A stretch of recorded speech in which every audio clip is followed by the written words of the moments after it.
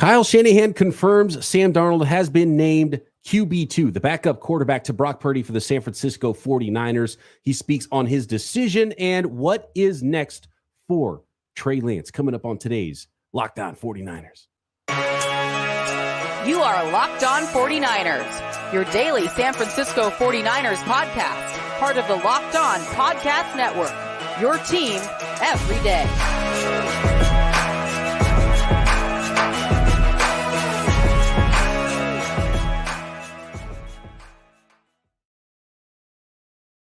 Welcome to Locked On 49ers. Brian Peacock and Eric Crocker at BD Peacock at Eric_Crocker. Thanks everybody for making us your first listen on the Locked On Podcast Network. Your team every day. Appreciate all the everydayers out there and see some of you in the chat already. Excited about the latest news for your San Francisco 49ers. First, I want to let everybody know out there that today's episode of Locked On 49ers is brought to you by Gametime. Download the Gametime app, create an account, and use code LOCKEDONNFL for $20 off your first purchase. Last minute tickets, lowest price guaranteed.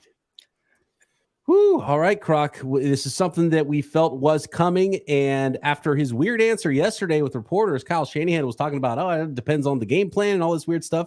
And then today, Tom Pelissero and Ian Rappaport said it. And now Kyle Shanahan on KNBR, just before us jumping on here on the podcast, confirming that Sam Darnold named quarterback 2 for the San Francisco 49ers. Croc, initially, what are your thoughts there? And then we'll talk a little bit more about Trey Lance as well and what Kyle says about where Trey Lance is now with the 49ers. Yeah, just some initial thoughts. I think you and I, we've been kind of really covering this quarterback battle or whatever you want to call it fairly closely, right, between Sam Darnold and Trey Lance.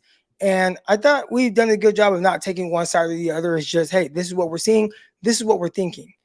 And in the process of that, actually, when we recorded yesterday, prior to even hearing anything about what Kyle Shanahan said, because we recorded Winky Wednesday episode at like 11 a.m. Pacific, we pretty much agreed that we felt, and it was like a true or false question that you posed. It's like, yeah, like Sam Darnold's going to be QB2.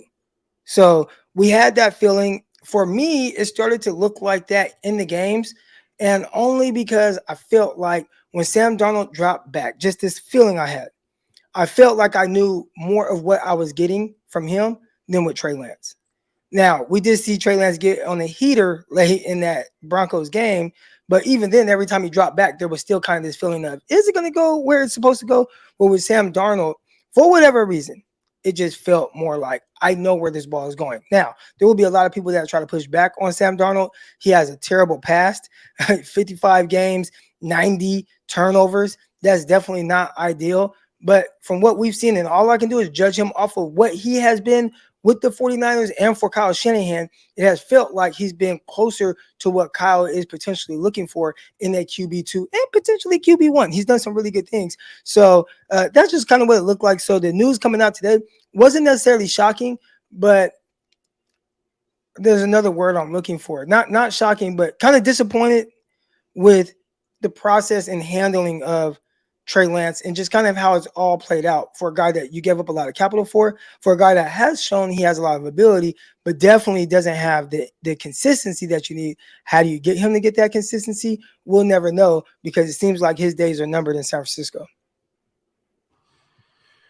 Oh, you said a lot there. I think you nailed it, though, when it comes to Sam Darnold being consistent. And for all of Sam Darnold's faults and how bad he has played, and he does have a lot of turnovers in his career and has played some bad football and some bad teams, Sam Darnold's the backup. We're talking about the backup right now. You're talking about the guy who still you hope doesn't play. So even if it's Trey Lance, the 49ers are still hoping that player doesn't play because Brock Purdy is the number one. Brock Purdy is a starter. So you're never going to have an amazing backup quarterback, and there's going to be faults there. So as far as backup quarterbacks go, with what Sam Darnold is paid, he's a high-level backup quarterback in the NFL, and that's what the 49ers have right now, and they trust him. He was more consistent through this process, and the reason he's more consistent through this process is because he started 55 games, and Trey Lance has started 4 games. And Trey Lance, before those 4 games, sat out a full season, right? And so really 3 years now of Trey Lance not really getting to play all that much. And Kyle Shanahan did mention that when he was talking with Copes and Tolbert on KNBR just now before we went live on this podcast, because I did want to wait until we heard from Kyle before we went live. And I do have some takeaways with what he said and how you can kind of read between the lines on what he really means about Trey's future with the San Francisco 49ers and where I think the 49ers currently are with Trey Lance and where maybe Trey Lance might be with all of this, because he does have somewhat of a say. And I think that is part of why he was not at practice on Wednesday. If Sam Darnold has to play football games for the 49ers this year, do you think it's the right decision that he's the backup? Does he give them a better chance to win football games if Brock Purdy gets hurt? I think I look at the 49ers situation and the cast that they have with them, right? You're talking about Deebo Samuel, Brandon Ayuk, George Kittle, you got Christian McCaffrey, you got Kyle Juszczyk. And the way that you're able to get these guys the ball, I'm not sure, and we kind of said this yesterday, I don't know how much it matters whether it's Brock Purdy or Sam Darnold. And when I watch Sam Darnold, and I know there are a lot of people really uneasy about his past, but when I just watched him in the preseason games, I'm not talking about practice, because practice, there's some ups and downs, but we saw some good things with how he was throwing the ball. But in the games, it looked like he was supposed to look to me. When he was throwing a deep out, that back foot hit, ball is out, good timing to the sideline, accurate throw, completion. He threw the ball down the field to Ronnie Bell, stretched the field against the Raiders, boom, completion. When he's throwing over the middle, I feel like he's done good. I mean, his 2 biggest hiccups were drop balls by Ronnie Bell that ended up getting intercepted, but they were accurate throws. Maybe one was a little hard, but accurate throws, right? So, I mean, you're asking, is it the right thing for him to be the backup? I would say, I don't know how much it matters whether he's the backup or the starter, because he showed enough to me. And again, I could be tripping. I feel like a lot of people were like, Croc, you're tripping.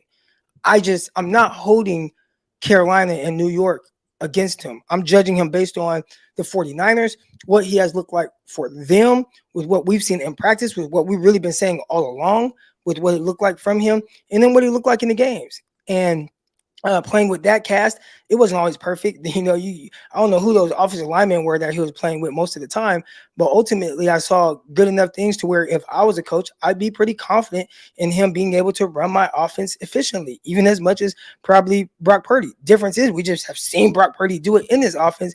We've seen a small sample size of Brock, but I think it was fine. Looks like you coached somebody that's in the chat right now in the T09. So I love seeing that. Thanks to my first time coaching Chavez High School in 2016, right when I got done playing ball. You didn't have to make decisions on QB1s and QB2s though at Chavez, did you? I didn't. I'm trying to think of the quarterback's name. We had a quarterback. He was solid. He was a little younger Mexican dude. I remember that. But we had some talent there. We had some talented kids there. Okay, so you talked about the consistency. Kyle Shanahan said on KNBR that Sam Darnold started to separate himself about 10 days ago. It's August 23rd right now. Do you remember what happened 10 days ago, Croc, on the 13th? Well, I saw what Grant Cohn said happened 10 days ago in practice. Did you see that? No. He said 10 days ago, or I don't know if maybe the days are off or maybe somebody counts days differently, but he said 10 days ago, Sam Darnold went 1 for 7 in practice. Well, 10 days ago, the 13th was the first preseason game. And Lance was bad. That was the end. Right. Was that it? Well, again, I talked about just what it looked like from both quarterbacks. We talked about it, right? That it looks like Sam Darnold's kind of, he's ahead. That was what you said coming out. Right. And he's played more, right? And that's why this is so frustrating, I'm sure, for Trey. And Kyle mentioned it. Like, it's 3 years that he hasn't really had a chance to get his feet under him and play a lot of football. This might have looked a lot different if he didn't break that ankle last year. He might have had the run that Brock Purdy had. He'd be a different quarterback. I have no doubt that Trey Lance would look like a different quarterback if he played just a season somewhere, right? He would look different. He would look better. He would look more decisive. I don't know if he'd be great. I don't know if he'd look better than Darnold's first 50 starts would be when Trey Lance has his first 50 starts, if he gets a chance to have 50 more starts, but He's just trying to get 10 starts at he this needs to point. get a start. It's not in the monsoon, right? Like, get a real game under your belt, man. I mean, that's where we're at with Trey Lance. Can you get a game somewhere? Pick up somewhere, like Saskatchewan Roughriders, You're shipping my guy off to the CFL? I mean, play a game. He'd be much better off if he was in the CFL the last 2 years than on the 49ers. Yeah. He'd be a better player right now because he'd have His dad played in the CFL, right? I think he did. Yeah, I think he did. He wasn't. Yeah, I think he was only in camp for a little bit with the Niners, Carlton. So next, more of what Kyle Shanahan had to say about Trey Lance, and if Trey Lance is on the trading block or will he stay with the San Francisco 49ers next. Today's episode of Locked On 49ers is brought to you by Gametime.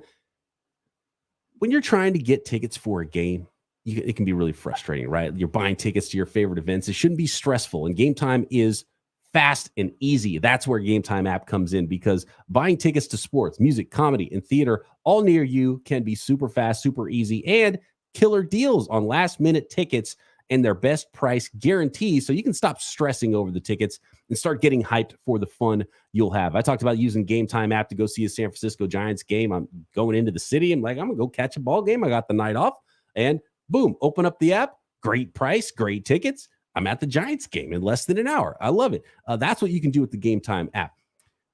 Flash deals and last-minute tickets as well. Easy to find and buy tickets for every kind of event in your area. Again, it's not just sports, but of course, every sporting event, you can find tickets on Gametime. Music, your concerts, comedy, theater, you name it, you can find it for your favorite event. Of course, NFL football games as well, if you're going to try to see your San Francisco 49ers.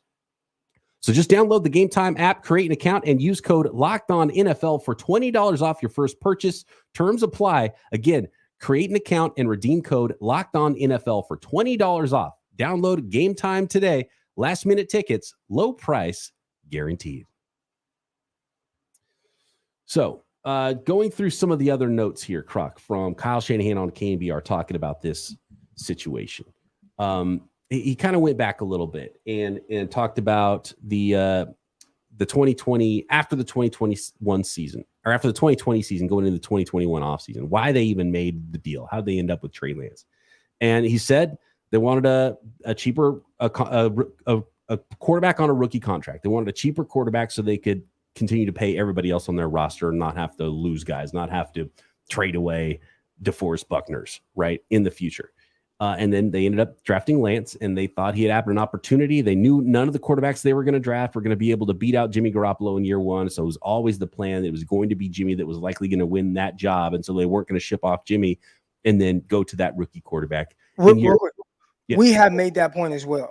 Like, yes. And I want to make that very clear to everyone out there, because it's like, oh, he couldn't beat out Jimmy Garoppolo. I think it would be hard for any quarterback, just like it would have been hard for, and we said virtually impossible for Trey Lance or even Sam Darnold to outdo what Brock Purdy did in regular season games last year, right? Like, he played very well for the 49ers. You couldn't compete really against that in training camp. I think what Jimmy Garoppolo did while healthy with the 49ers, going to a Super Bowl, being a throwaway from winning the Super Bowl, right? And that equity that he built up with the team as a leader, I don't think any quarterback would have came in, Trevor Lawrence, Justin Fields, Mac Jones would have come in and been able to outdo him for that. Now, they would have had opportunity because Jimmy, he got hurt, missed a couple games. Right. Yeah. And they started slow too. So, right. Like, so there would have been that kind of window. He didn't say that it was impossible. He just said he knew that the rookies, he didn't plan that any of the rookies were going to beat out Jimmy. But that's almost part of the entire problem of the process. So trading up when they did, giving up everything they did to go up and not really know who their quarterback was going to be yet. And having, this was the COVID offseason, remember? They hadn't even met these guys face to face. That's kind of wild. You spending 3 first-round picks on a guy you never even met.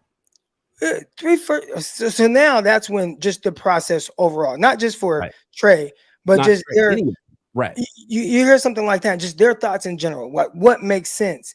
And if you have these thoughts of, man, nobody's gonna come in and just beat out Jimmy Garoppolo, but we eventually want to move on from him because we want to get cheaper. You have essentially 2 years to find that quarterback. whether it's that year that he's playing or the following year if you want to let him go. So now it doesn't make sense at all that you traded up instead of waiting to see, hey, we like these 3 quarterbacks or 2 quarterbacks. Like, well, he said 3 quarterbacks, but everything points to them really being higher on Mac Jones and Trey Lance. Fields was part of the process early on, and I don't know what it was that disqualified Fields. And in fact, Fields was the only one he'd ever met, because he was like, when Fields was in high school, he did that QB confidential camp or whatever with. And so maybe he was bad on that bag drill when he was 16 years old or whatever. And Kyle's like, no, I don't like him. So, which is crazy because they went and put on a pro day for Fields. And from what it looked like to us, it was like, he killed it. It looked good. And Kyle was smiling. And it's like, but we don't want him, which I think we know why. Probably held on to the ball too long in college. Still doing that. He's still kind of struggling to be a legit passer at the NFL level. Can make all the throws. Very inconsistent as a passer on a game-to-game basis, even though everybody thinks he's just so amazing right now. Like, he is amazing on the ground. Not sure Kyle cares about that. Well, the way it's as it turns out, Trey Lance wasn't really any better getting the ball out when he needed to on time. So what the offense Kyle ended up running for Trey, Fields would have excelled offense too. So it actually, people say, Fields wouldn't have fit with the 49ers, so that wouldn't have worked either. Well, it would have worked better. And would he have broken his ankle? I don't know. There's a lot going into it. And we'll see what Fields ends up being. It's a big year for him in year 3, but he was the more talented guy, more accurate downfield thrower, more athletic player, had played more big time football games. He's a really tough guy too. So there's a lot to like about Justin Fields, and there's a lot to like about Trey Lance as well. So the process though, so back to the process, you questioned the process at the time. You thought that was strange. Yes. I think hearing what you just told me, right? And I had KBR on, but I had it turned down, so I missed the whole interview. My bad. But it's wild. All right. But you're telling me that he said the main thing, they just they wanted another quarterback, right? And they wanted to get cheaper at that position, but no guy would probably beat out Jimmy right now. So why in the hell would you trade up? Why would you not say, you know what? Let's wait and see if Mac or Trey fall to us. And if they don't, it's okay, because we have another year to try to get behind the 8 ball on this money thing with the quarterback position. Like, to me, I'm just Eric Crocker, but that seems like it makes more sense. Like, you have 2 years to find the quarterback and not having that's if a guy doesn't fall to you at 12. Now, let's say both quarterbacks go, or all right, we have next year and we'll just take Micah Parsons. Like, wouldn't that make more sense? Yeah. Well, so there's so many layers to that whole draft thing too. So first of all, moving up when you don't even know who your guy is, maybe you dig into all 3 of them and you end up not even liking them as much as you thought you did in January when you go through the whole process, right? And you didn't really hold your water there. And then if you really did at the beginning of the process when they traded up, we're considering Fields as well. So that's 5 total quarterbacks that you like in the first round, right? Including the guys you already know are going to 1 and 2. Well, how about this? Trade up to pick 5 or 6 then, if the quarterbacks start going off the board, because you have it in your back pocket. You know that you're willing to trade all this stuff up. You're going to find a team that's willing to accept an offer if you're willing to give up what the 49ers were offering, right? And we saw that it was the Bears that ended up going up to pick 11 to get Fields. And that was the first quarterback taken after Trey Lance. So hold your water, see how the board falls. You're willing to trade picks, so then go trade on the clock and go get a guy. And then not only that, pick 12 was super valuable because, like you said, there was Micah Parsons, and this isn't like revisionist history either. This is at the time we're like, look, there's a 12, 13 player draft at the top, and then there's a drop, and it was Patrick Surtain, J.C. Horn, Jalen Waddle. Like, right. Those were kind of the names that you were talking about. Knew who the guys were. Devontae Smith, and then I'm blanking on his name right now. Rashawn Slater, right? He ended up going, I think, pick 13. I think that would have been the guy where I would have been like, yeah, I think the Niners have to pick Rashawn Slater at 13, even over Parsons, because at the time Parsons was like an off-ball linebacker. We didn't know he was a pure edge guy, or else he would have gone even higher than where he ended up going. I think there was a lot of luck involved with the Cowboys there, but he was thought of as one of the top guys. It was a 12 or 13 player draft as far as these are the blue chip prospects in this class, and then there's a drop. So pick 12 was valuable in that draft class. And then going back and looking at it now, we know if the 49ers didn't trade up, they probably would have ended up with Mac Jones at 12, which probably would have turned out better. How much different would Mac Jones and Kyle's offense would have looked than Jimmy G or even Brock Purdy or Sam Darnold, right? I think it might have turned out okay. I think it would have been a lot better for Mac Jones, maybe even than Trey Lance with the 49ers, and maybe even better for Mac Jones in San Francisco than it's been in New England, because he had a good rookie season, and so he's clearly more ready to play, I think, than some of the other quarterbacks, which was one of his strengths on his scouting report. So in reality, if the 49ers didn't move up, Mac Jones would have been the 49ers quarterback. And how would that have gone? I don't know. Would he have gotten hurt? He probably wouldn't have been running, QB draw or whatever. Well, I don't think you have to run QB draw to get hurt as a quarterback in Kyle Shanahan's offense. That's true. Yeah, everybody's kind of hurt. Cleaned off your blind side, right? From a free rusher. So anyway, the process, and I'm sure we'll talk a lot more about this, and we'll see. Process is trash. The process was bad from March 26th, 2021, when the Niners. What you just told me though made the process more trash. Like, we knew at the time, like, that's a little weird. That's a lot, right? But now what you just told me with, they just want to get cheaper and see if they can find a replacement. Well, you have 2 drafts to try to do that. Yeah. And that's not to say now, in hindsight, we look at that next year's draft and not a great quarterback class. But in the moment, it's like, well, you have next year as well if you're really trying to move off of Jimmy Garoppolo. So that makes, in my eyes, and I hope everybody understands what I'm trying to say, like, that makes the process that you decided to move up the way you did much worse, let alone the process in the handling of Trey Lance, a guy that needed something different than everyone else. For a team that you felt like, well, we want to win a Super Bowl, but we're going to go and do it with the guy with the least amount of experience and not figure out a way to get him that experience before you feel like the time is ticking on having to win that Super Bowl. Like that all, it doesn't make sense to me. Yeah. The chat says Mac Jones has a terrible vibe. I agree. He wouldn't have been my pick at 12. I didn't think he was a mid-first round player, but that's what Kyle Shanahan would have taken at 12. And that's, you don't have to trade up to 3 either. You can trade up to 6. You can trade up to pick 7. There was an actual trade from the 49ers pick at 12 got traded 3 times. The Cowboys weren't there originally. The Dolphins, who ended up with 12 after the 49ers trade, they went up to pick 6. So go up to pick 6, get yourself a quarterback, save a first round pick, right? So did the Eagles have it at some point? Trey Lance falls to 12. We don't know, but like, it's funny because Kyle talked about it, talking about his intel. It's like who was going to be there, who was not going to be there.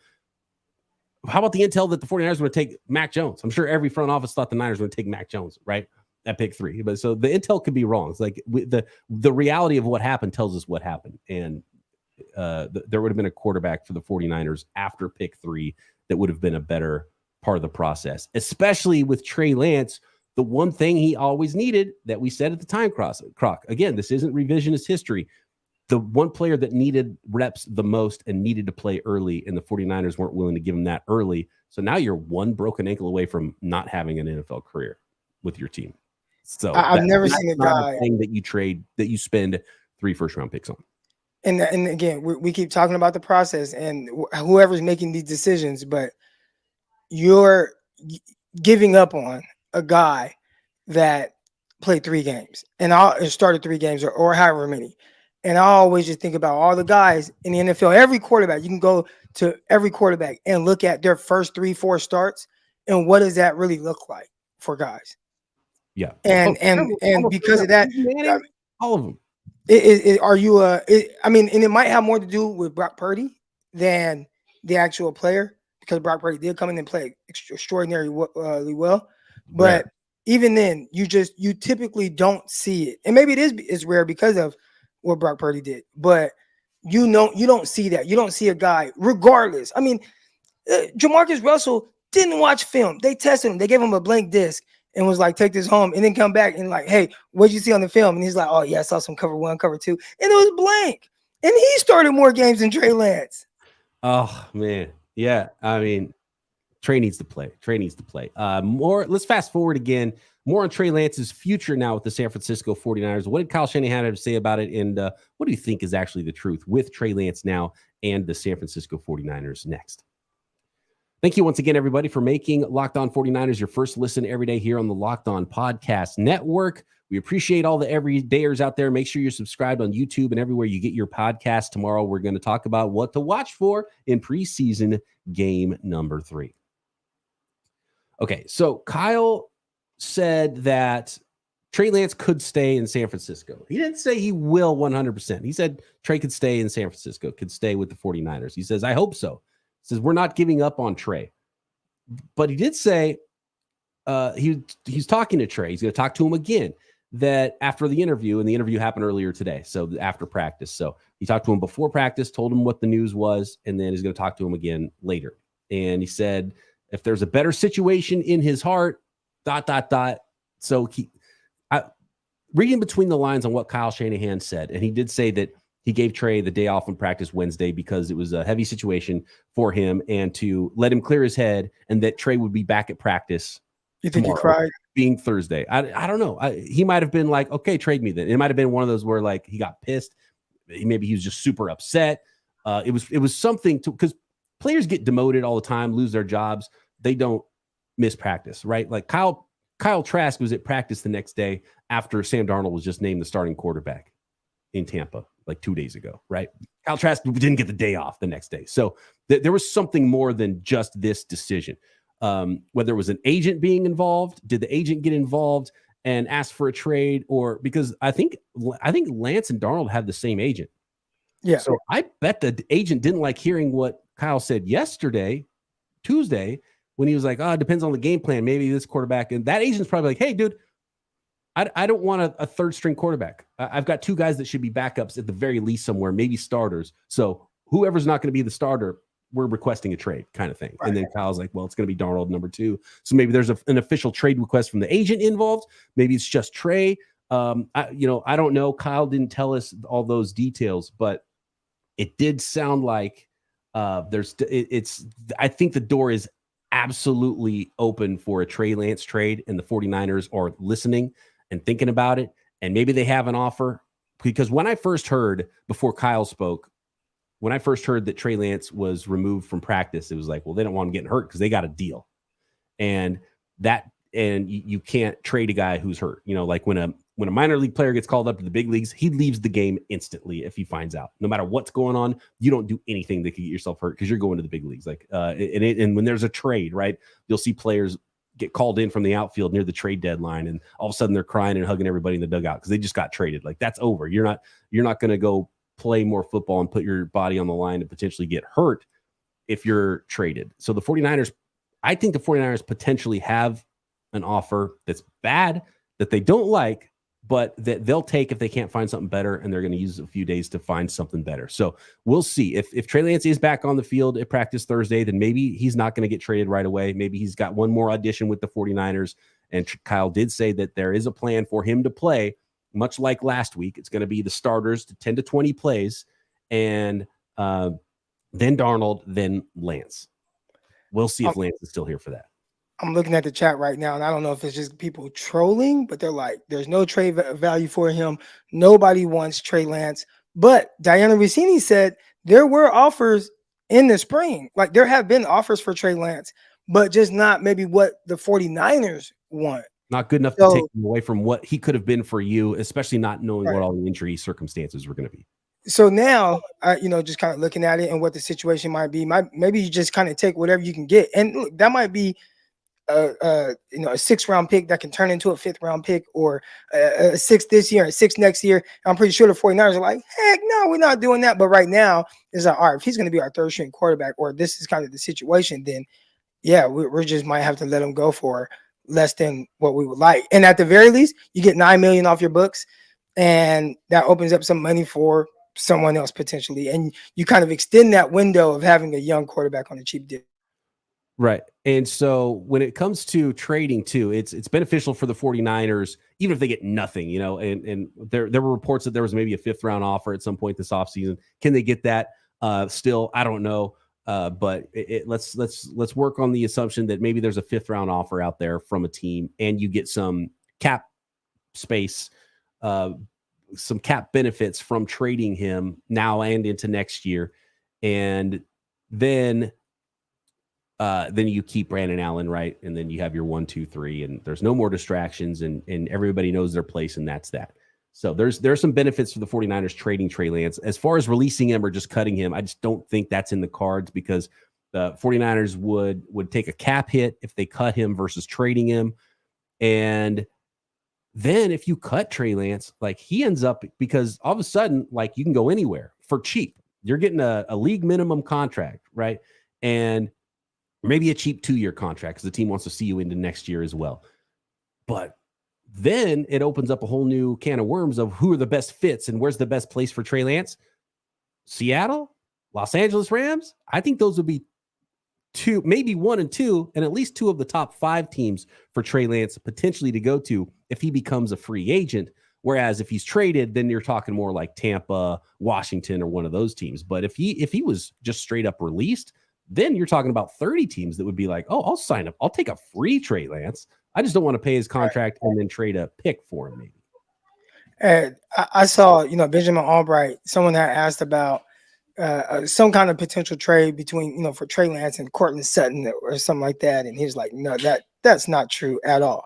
And someone asked, like, would it be possible that they trade? And he was like, I could see them trading, for Trey Lance and giving up like in some type of edge rusher, I think he said, or something like that. He was a little bit more specific. And I'm like, you know what? When Benjamin Albright, when he talks, I listen because it seems like he has his ear to the ground and he kind of hears some things and whatnot. But I think that would be an ideal situation for Trey, right? Like, and Kyle talked about wanting to do right by Trey Lance and, do whatever Trey feels is best for him. They don't want to hurt this situation even more than what they already have. So can we put him in a situation that might be good for him? Hey, sending him to the Denver Broncos to sit behind Russell Wilson, I think that would be a great situation and kind of prime for a Russell Wilson. If Russell Wilson plays anything like he did last year, he won't. It's not like you probably be looking to play him the whole year. And that's when Lance can step in and you get to see him for enough time to see, hey, do we want to pick up his 5th-year option? So it's hard. I think the Broncos would be a good situation. Wilson's already making so much. Could you pay, decent backup money for Trey Lance, because he's not going to be free. And I don't remember what his base salary is offhand. And I know the 49ers have paid, there was one roster bonus that they have paid that's a couple million already this season. So there's some money has been paid already. So the 49ers won't get as much cap benefit for trading him as they would have during the draft, say. But it's interesting. Like you look up and down the league, there are a bunch of teams that Trey Lance would be a better option than whoever their number 2 guy is. And so the Vikings, it sounded like they were a team in the mix for Trey Lance. Did you see that report? Yeah. The Vikings were like, they were trying to make a move for Trey Lance and the talks just fell apart. And I'm assuming that's along the lines of the 49ers just not getting what they were expecting. But also with all this now, we're hearing about all these talks and like the 49ers are kind of shopping him and seeing what his value was in the league. You guys are liars. Like, how can we ever, like, now I try to give them the benefit of the doubt because they're straight shooters a lot of times. But now it's like, you guys are liars. You guys have been lying about this whole thing the whole time. You signed Sam Darnold with the intentions that Sam was going to be your QB2. I do not think that they expected Trey Lance to make any type of jump, which I think if you watch practice, like you did see a better version of Trey Lance than we had seen previously. Obviously in the game, there's some live things that kind of flusters him at times, has to work through that. That looks like it could be potentially just, can I just get a few more in-game reps? But they lied to us the whole time. They never had any intentions on it being a quarterback competition. It was going to be Sam Darnold's all along. And they just kind of dress it up as a competition. And, oh, yeah, when Brock Purdy's not out there, Trey Lance, you're going to get the first team snaps because right now, like, you're ahead. And the crazy thing is, those were Trey's best practices. And even then, it's like, it was never going to be enough. Now, from the games that we watched, I understand how they came to this conclusion. But now that we're learning more about the specifics of the situation, it didn't matter what these games said. It was never a competition. And you could tell that Kyle was never really super comfortable with Lance either, just because of the style of offense he ran when Trey Lance was in the game. So a lot of times, right? It just didn't feel like Kyle was ready for Trey Lance, and Trey Lance, is probably not ready to be an NFL starter right now, unless there's a team that's willing to go through those growing pains. And the 49ers are not willing to do that right now. They're willing to do it last year. In my opinion, if you're going to draft Trey Lance, you should have been willing to do that in year one. That's when it needed to happen most. And so for Trey's sake, I hope he does end up somewhere where they have some belief in him. He has a fresh start and he has an opportunity, maybe by midseason to have an opportunity to get in play for a guy that gets hurt or a guy that's just bad. So that would be, I think, the best situation for Trey. And when Kyle says what's in his heart, we'll find out if what's in his heart, what's in his agent's mind for Trey Lance. And we'll probably get some more clarification coming up. What's in his heart, I'll tell you right now. Get me up out of here. Yep. And let me go be a number 2 somewhere. And send me to Washington. Coach, can you send me to Washington, please? And I'll be behind Sam Howell, because that shit might fall apart by week 5. And now you're just going to get to see. Because I say this, and I just feel it. If you get to see Trey Lance play 10 straight games, and we may never see that. I want to make that clear. But if you do get a chance to see him play 10 straight games, I bet by his game 6, people are going to say, some here, maybe 49ers gave up on him a little too soon. Some there. I mean, just look at his last preseason game. If you saw a full game of him playing a lot like he played in the last couple series, that's something. If you see him playing a lot like he did versus the Raiders, then you're like, maybe he's not there. And I think you're going to get a little bit of both for a while, but you could see the talent. And I still believe in the dude. He seems like a great guy. Everyone's around him likes him. So, I mean, and if the fact that Rand Carthon wasn't interested, that should probably worry you a little bit, right? That they wanted to go. They could have had Trey Lance on the cheap. Instead, they thought that a different raw quarterback was a better option for them in the draft, right? In a dude that puts mayonnaise in his coffee. So that tells you what Rand Carthon thought about Trey Lance. And that was one of my thoughts with Lance, right? Was okay, D'Amico and Rand Carthon are running teams now. Are they going to be going hard after Trey Lance? And the fact that a 3rd rounder could have got him and they still weren't that interested. Now with the Texans, a little different because they were drafting so high, but the Titans were on the outside of that top talent in the draft at quarterback, and they still wanted to go 2nd round pick and have a fresh clock with a different quarterback who's older than Trey Lance, by the way. A couple of things here. Wanted to talk about this right here from Jeremy. He says, everyone heard the reports coming out year 1 that Lance wasn't close to start. You know, the crazy thing was he actually was, if you just talk about like the first couple of weeks of training camp, Barrows, Mayoko, everybody's reporting, this guy is way ahead of where we thought he would be. He looks good. Is he going to start pushing Jimmy Garoppolo for reps? And Kyle was like, nope, definitely not. And that was the end of that. And then here's one more here. And where was it? There was a Sam Howell question. Someone asked me about if I've watched Sam Howell. Anyways, I'll answer that. Yes, definitely watch Sam Howell. I watched him at UNC a lot. I scouted Diami Brown, got to watch him, Michael Carter, the running backs that were there. So I watched a lot of Sam Howell, and he was a guy that people thought would potentially be a top 10 pick when he was coming out, and then it just didn't have a great year. I think a lot of that had to do with him losing his 2 running backs. I think that was kind of tough on him, but he did a good job throwing down the field to Diami Brown a lot. I really like Diami Brown. He has also had Daz Newsome as well. So I definitely watched him. All right, don't start questioning me on these college guys. But he is a talented guy, and he ran a lot better in college than you would expect. And as he's gotten to the Commanders, especially if you watched him in his last preseason game against Baltimore, he was sharp. He was throwing the ball extremely well to all levels of the field. He was hitting those short to intermediate areas. He kind of scrambled a little bit. And I said, you know what? Kyle would probably like Sam Howell. He's short Trey Lance. He's athletic. He's got a good arm, but he's just 5'11" or whatever. I don't know how tall he is. He's not very tall. All right. So, yeah, I'm sure there'll be a lot more on this subject. Of course, we got to get ready for preseason game number 3 as well. And post-game preseason game number 3, Croc and I will be with you as we are every day right here in Locked On 49ers.